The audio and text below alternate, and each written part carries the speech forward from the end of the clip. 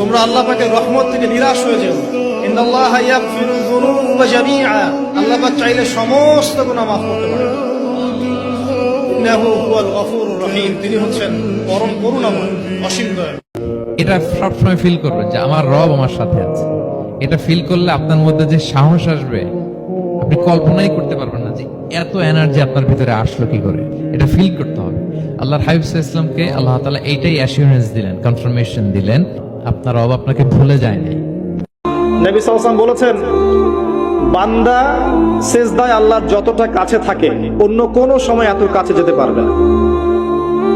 আর আমরা কি করে টুক করে সিজদা দিয়ে টুক করে উঠে যাই, একটা দোয়া করার সুযোগ পাই না, চান্সও দেই না। সিজদায় দোয়া কবুল হয়, প্রত্যেকটা সিজদায় একটা করে দোয়া করেন না, একটা করে দোয়া করেন। এর মধ্যে একটা হাদিস আছে যেটা পড়ে শান্তি লাগে, মনে হয় যে না আশা আছে পরকালে বাঁচা।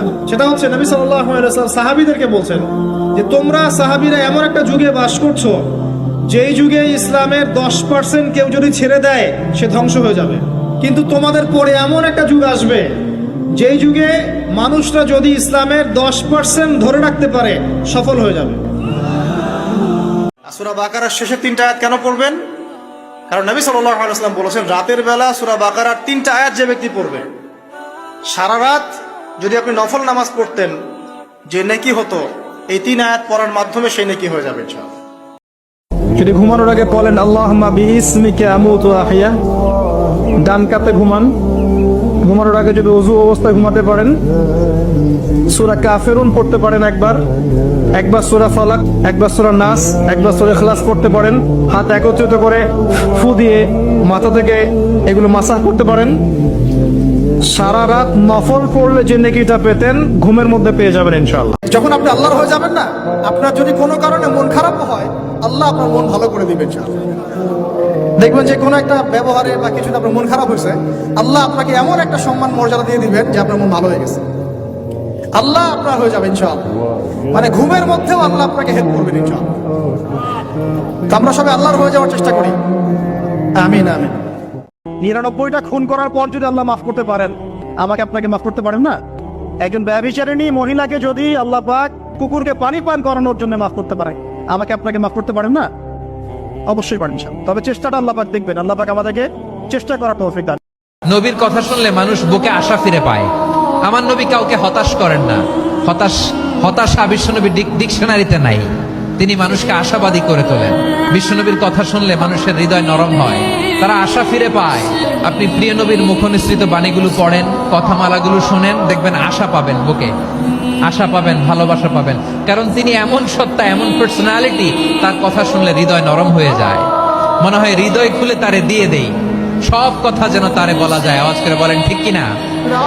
এই দোয়াটা হচ্ছে দোয়া কবুলের অস্ত্র। ঘুম থেকে ওঠার পর যদি এই দোয়াটা করে দোয়া করেন ইনশাআল্লাহ দোয়া কবুল হয়ে যাবে ইনশাআল্লাহ। আপনি পড়বেন লা ইলাহা ইল্লাল্লাহ ওয়াহদাহু লা শারীকা লাহু লাহুল মুলকু ওয়া লাহুল হামদ ওয়া হুয়া আলা কুল্লি শাইইন কাদির সুবহানাল্লাহ আলহামদুলিল্লাহ ওয়া লা ইলাহা ইল্লাল্লাহ ওয়াল্লাহু আকবার লা হাওলা ওয়া লা কুওয়াতা ইল্লা বিল্লাহ আল্লাহুম্মা ইগফিরলি।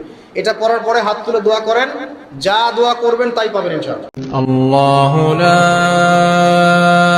ইলাহা ইল্লা হুয়াল হাইয়ুল কাইয়্যুম